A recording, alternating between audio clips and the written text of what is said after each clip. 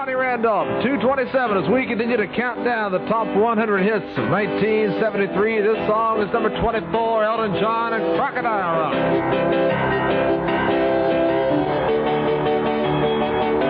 I remember when rock was young, me and Susie had so much fun. Well, first of all, it wasn't work. You don't work for Johnny. You play, and Johnny is the play director. It's kind of a therapy thing that went on at WAKY in those days, because basically Johnny said, I'm going to surround myself with people I consider to be the best, and then we're going to do it. Johnny Randolph. Well, again, Randolph, I'm really lucky I was able to work for a guy like him, because you know what he did? Through his tutelage, I think probably made me the kind of program director that I am today. I learned, the things that he did worked pretty well for me, and nothing wrong with being nice to people and letting people be creative. And, his way of radio, though, let me tell you something, really wore off on me a whole lot, and I'm glad that I had the chance to. He was the best guy I ever worked for. And without his guidance early in my career, if I would have worked with some guy that was, you've had PDs before that were just really horrible. You guys want to fix something not broken. Exactly. Then all of a sudden you pick up those kind of habits because you feel like, that's the way it's supposed to be done. But with Randolph, it was no. He felt like he could get a lot more with sugar than he could with, with vinegar. Classic example of Johnny Randolph. You'd worry about the ratings like everyone did. You'd go back and you'd say, John, are the numbers in yet? And John would say, yeah. Where are they? I don't know.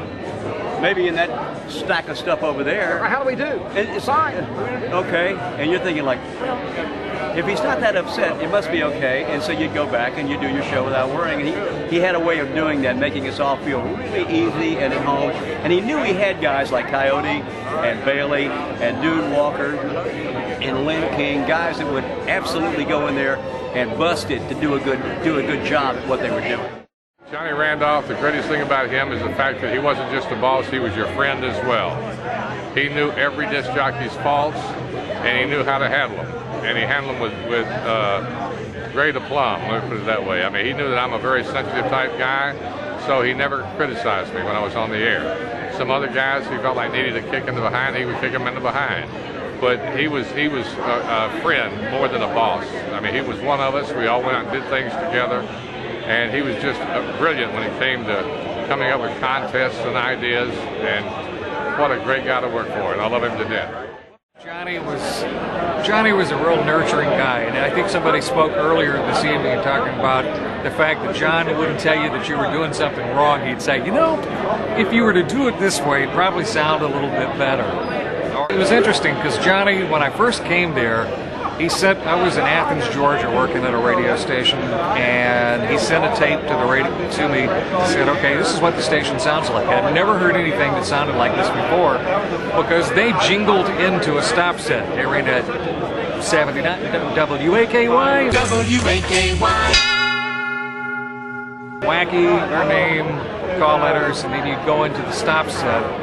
But even the commercials at the end, I think production was a really big part of the radio station. And John was very, very production conscious on the air and in the studios.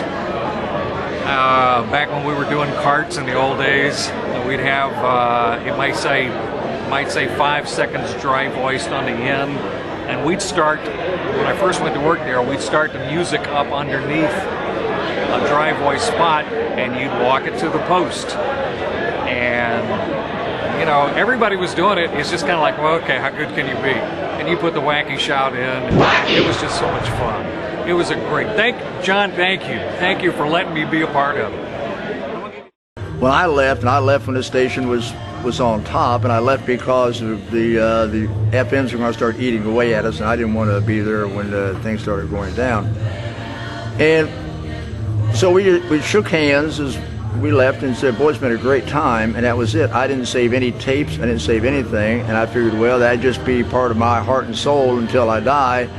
And I never realized that we'd be talking about this and that WAKY shout and all these other little silly things 25 years later. But it's very humbling and very flattering, and as I said in the beginning, it's been the highlight of my professional life, that's for sure.